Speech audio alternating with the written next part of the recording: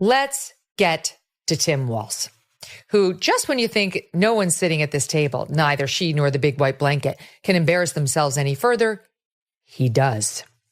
She asks him, to her credit, about the carrying the weapons in war, which we know is a lie. He never served in war. He's been stealing valor for quite some time.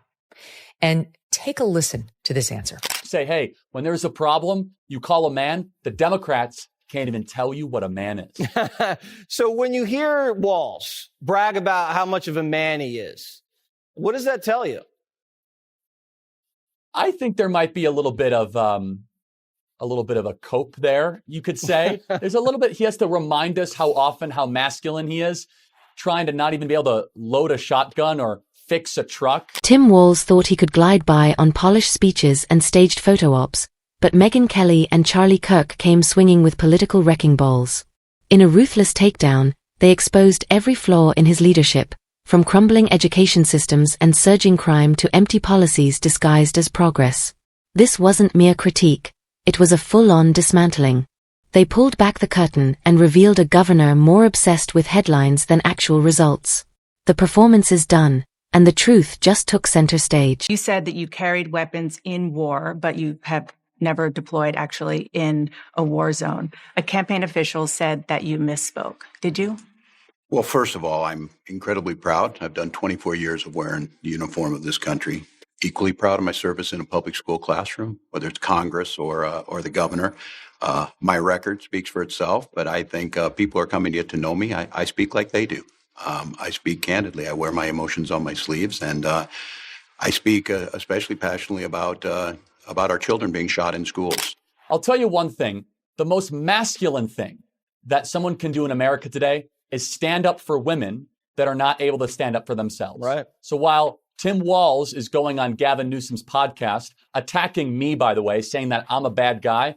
Well, I'm sorry, Governor Walz. One thing that we don't have in common is, unlike you in Minnesota, I, every single day, am actually fighting for female privacy in locker rooms and that women's sports will not have men in them. Real men stand up for women when they're not able to stand up for themselves. Megyn Kelly and Charlie Kirk don't wait for approval, and they don't check if the coast is clear. They charge straight in when they see nonsense pretending to be leadership. They don't whisper in backrooms. They expose it under bright lights with the cameras rolling and the truth flying. And when it came to Governor Tim Walz, they brought enough firepower to torch his entire narrative. Not out of spite, but because failure that loud practically begs to be called out with a mic in hand. And the idea that you said that you were in war. Yeah. Did you misspeak, as the campaign has said? Yeah, I said we were talking about, in this case, this was after a school shooting, the ideas of carrying these weapons of war. And my wife, the English teacher, told me my grammar is not always correct. But again, if it's not this, it's an attack on my children for showing love for me, or it's an attack on my dog. This is a sacred trust. In the spring of 2005, Walz walked away from that sacred trust, abandoning his post when he learned of an upcoming Iraq deployment. This is cynical Pubula saying this. He is a coward. According to this Twitter feed, he is a quitter. And every veteran I've talked to thinks that Walz is close to betraying the country by doing it. Megyn Kelly took one look at the polished political branding around Walz and instantly sensed something was off. He wore the everyman image like a costume, posing as a folksy governor who supposedly understood the struggles of the average Minnesotan. But Megyn spent years dismantling frauds and manufactured narratives, and she knew exactly what she was seeing. Walz's performance didn't radiate authenticity. It reeked of consultant-crafted fluff wrapped in recycled sincerity. What Walz did is the moral equivalent of a mother dropping off her 5 preteen children at an orphanage in the dead of night so that she could run for Congress. Yes, it is that bad. This was more than just abandoning troops. It also reflects a major personal deficit in his character and makeup. By the way, this is written by a veteran. Megyn Kelly started tearing down the polished image by exposing the disconnect between Walz's persona and his performance. A man who campaigned on unity and openness but ruled with confusion and fear. She zeroed in on his habit of dodging responsibility like a kid blaming the cup for spilling the milk. His entire leadership playbook could be summed up in 3 steps: announce a vague plan, avoid accountability, and hold a press conference that answers nothing. Charlie Kirk, meanwhile, went straight for the economic throat, torching Walz's fiscal policies like they were soaked in gasoline. He mocked the governor's knack for chasing businesses out of Minnesota faster than a blizzard empties a highway. Taxes soared, regulations ran wild, and economic growth stalled like a car in January.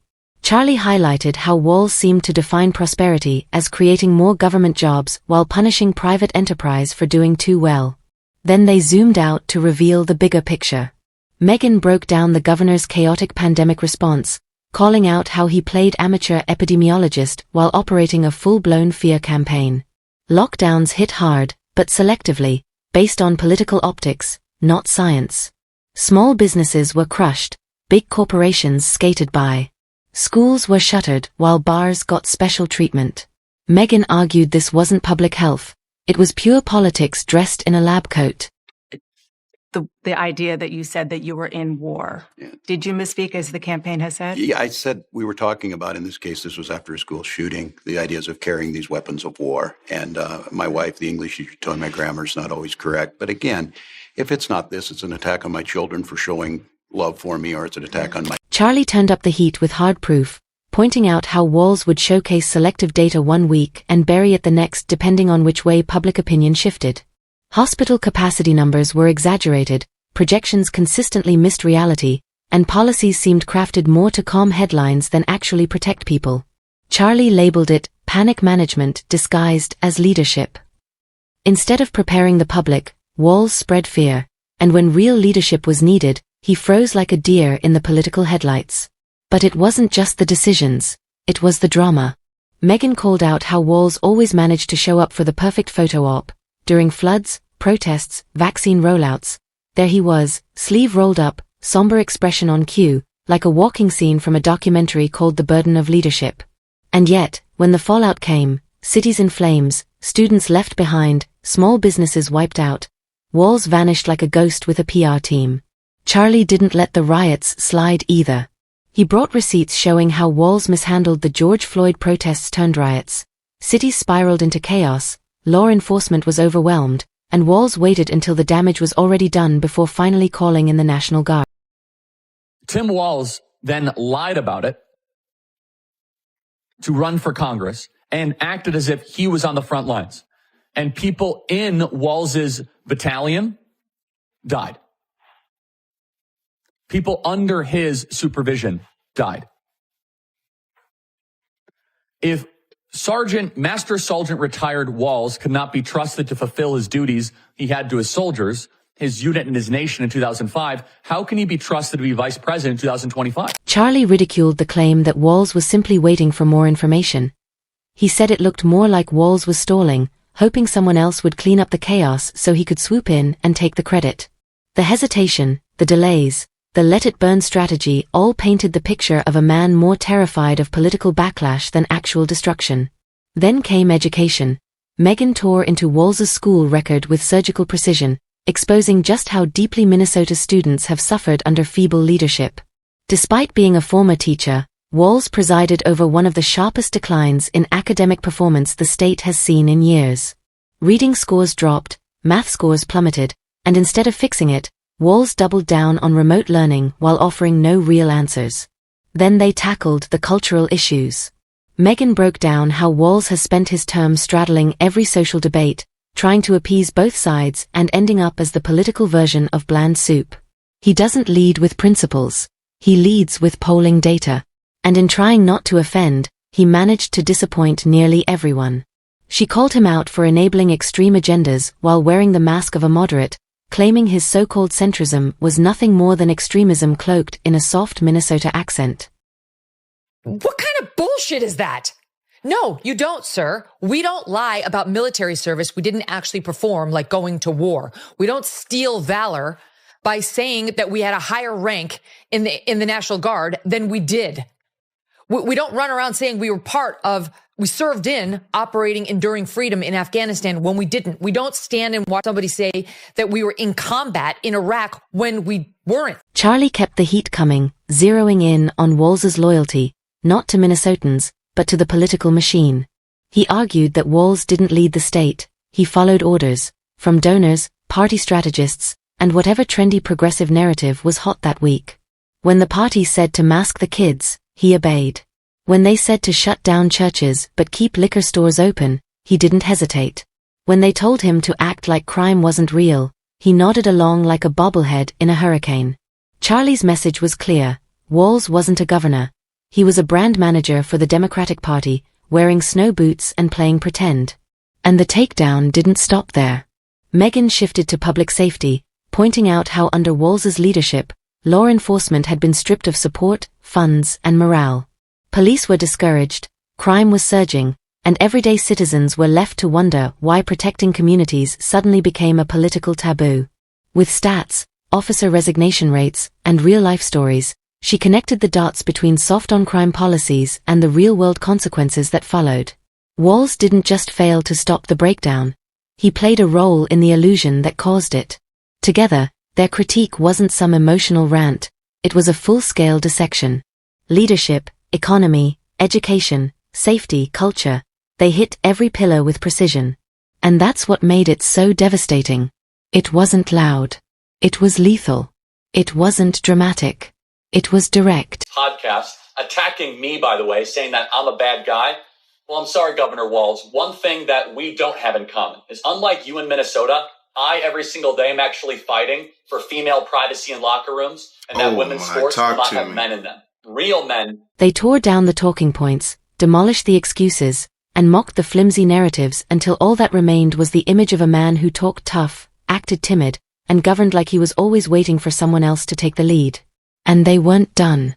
Megyn left the door wide open, vowing to keep the pressure on leaders who fake service while failing the people.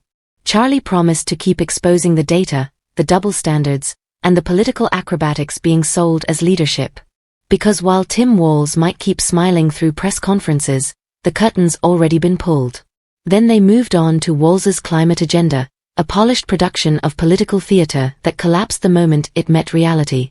Megyn called out how Walz loved to preach about green energy like he was starring in a solar panel ad, but back in Minnesota, roads were falling apart and families were freezing in winter due to energy failures and bad planning. It was all style, no substance, flashy headlines with nothing behind them. Yourself from that clarification. And then here's, two pieces of this that are really, I speak like they do. People are coming to get to know me. I speak like they do. I speak candidly. I wear my emotions on my sleeves, and I speak especially passionately about, and then he goes on to blame it on the school shootings. I guess he was upset about school shootings, so he lied. But stop saying you speak like we do. I speak like regular people. Charlie drilled into the budget like a fed-up math teacher tired of students flunking the basics. The numbers spoke for themselves. Minnesota was pulling in massive tax revenue, yet somehow always claiming poverty when it came to fixing actual problems. He called it reverse alchemy, turning gold into potholes. Charlie mocked the state's addiction to raising taxes in the name of progress, even though progress was nowhere to be seen, except in glossy campaign mailers and choreographed photo ops. Megyn then shifted to healthcare, another headline issue Walz had promised to fix but only managed to bury in red tape. Wait times ballooned. Rural hospitals took the biggest hit, and the only measurable growth was in the number of committees pretending to fix what leadership had already failed. The fallout continues for Tim Walz on the disastrous performance he delivered, in particular when it comes to his self-described knuckle-headed behavior, which was just his latest in a series of lies. The reason he resorted to, I'm a knucklehead, was he got confronted with his latest lie that's been unearthed. There's a long list of them. This one was that he was in China when the Tiananmen Square disaster unfolded, when hundreds of people were killed. You know, whether you were in a place where hundreds of people are being massacred by their government. Megyn said it was the only healthcare strategy in America that somehow made people feel worse just by watching it play out. Doctors were burned out, patients were stuck waiting, and the entire system resembled a hamster wheel more than a functioning network. Then Charlie shifted to immigration, spotlighting Walz's fuzzy stance, always cloaked in gentle language but never backed by concrete policy. Sanctuary city signals, hollow declarations, and an open-door mindset ignored the real-world strain on communities already stretched thin. Charlie emphasized the widening gap between what politicians in St. Paul were preaching and what everyday Minnesotans were actually living. The disconnect was massive and only growing, while Walz kept building a bridge of empty promises that led absolutely nowhere. Again, if it's not this, it's an attack on my children for showing love for me, or it's an attack on my dog. This took chutzpah. Let's go through it. You said you carried weapons in war, but you've never deployed in a war zone. A campaign official of yours said you misspoke. Did you? Well, I'm proud, incredibly proud of my record. He keeps doing this. Equally proud of my service in the classroom. Did I mention I was a teacher and a coach, an assistant coach? Okay, whatever. But he's more stolen valor. In the classroom, I'm in the classroom. My record speaks for itself. It doesn't actually. You've put a lot of lies into that record that you've been called out on by service personnel. Then they circled back to Walz's media playbook, and Megyn shredded it. The tightly controlled interviews, the fluff-filled features, the constant ducking of hard questions unless the cameras were friendly and the script pre-approved. She'd seen plenty of polished politicians hide behind handlers, but Walz turned it into a performance art. She quipped that his version of transparency was letting journalists watch him read a statement ghostwritten by 6 people he'd never met. Charlie jumped in, comparing Walz's press tactics to a college group project. He'd show up at the end, read the final paragraph, and expect full credit. Meanwhile, reality was falling apart behind the scenes. Teachers were burning out, businesses were shutting down, and the people paying the price weren't on camera. They were just trying to survive. Disgusting, repulsive, and reprehensible examples of abandoning one's unit, of turning back on country and instead for own personal comfort and safety that we have ever seen in politics. And it's far worse than I even think people are describing it. It is worse than stolen valor. It is abandoning your fellow soldier. Parents pulled their kids out of public schools. And what did Walz do? He held a roundtable with people who already agreed with him and called it progress. Megyn wrapped it up by tearing into the culture of complacency that's flourished under his watch. Mediocrity turned into policy, failure was rebranded as transition, and every disaster was followed by a carefully crafted press release that blamed the system instead of the person in charge. She made it clear, this wasn't just political disagreement. It was about a governor who vanished when real leadership was needed. Charlie backed her up, pointing out that in the end, this wasn't about left or right. It was about results. And under Tim Walz, results had been replaced with excuses, hope was traded for spin, and leadership got buried beneath layers of Puritan sympathy and hollow applause.